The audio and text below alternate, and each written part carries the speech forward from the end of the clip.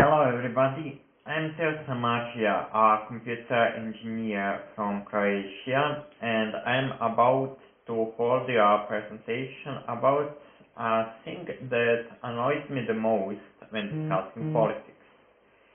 When discussing politics, plenty of people are proposing solutions to global problems that are absolutely huge engineering challenges to implement. It's not a useful way of discussing politics. Political proposals should at least be engineeringly feasible. And it seems to me that paradoxically, liberals and libertarians tend to be more often guilty of this fallacy than conservatives are. Which is weird when you consider that they tend to be more educated about engineering than conservatives are. First, liberals are very often proposing tackling global warming by powering the national grid with renewable energy sources, most often solar and wind.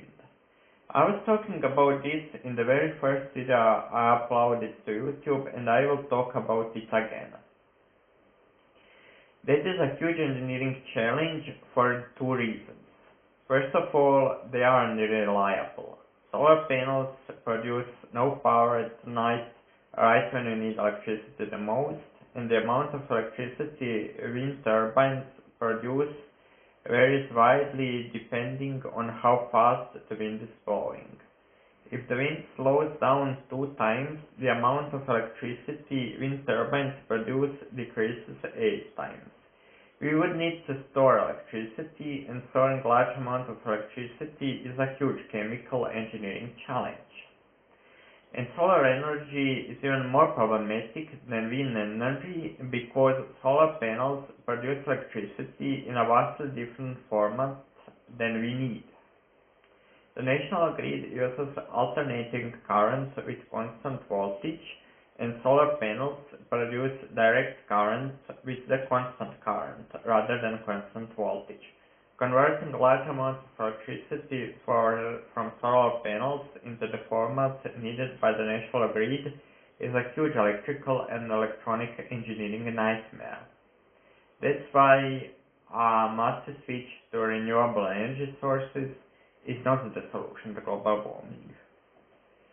Second, anarchists are often proposing some things using the internet in an anarchy.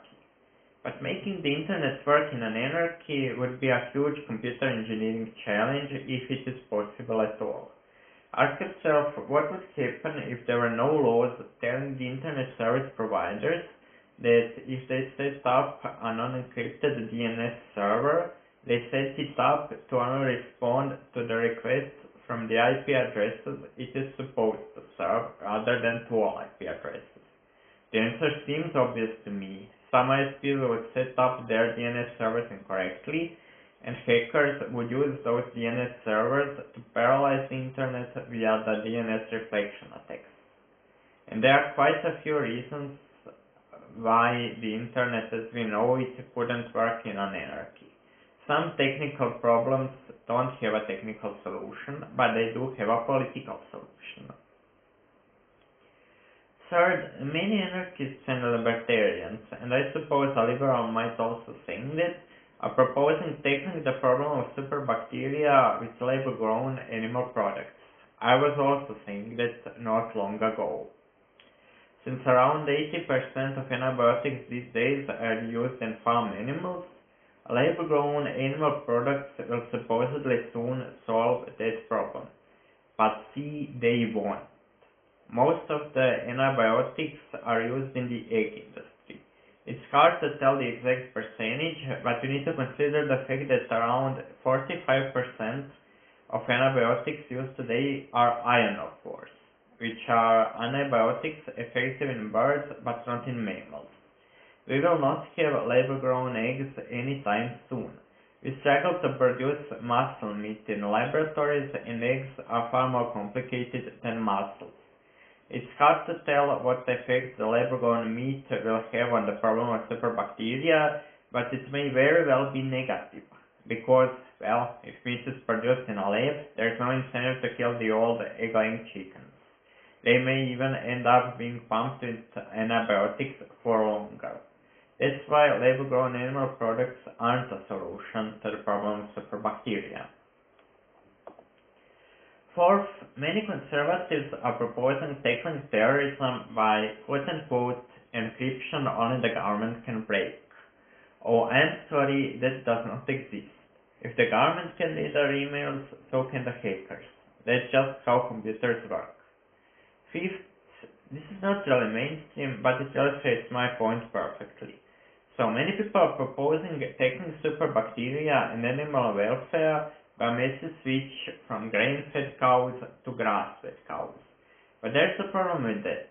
Grass-fed cows emit significantly more methane than grain-fed cows.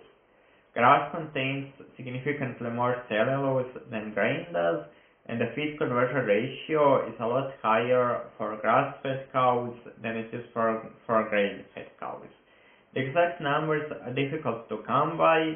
It's probably not 3 times as much methane per liter of milk as I claimed in some of my earlier videos, but the effect is real and no serious expert doubts it.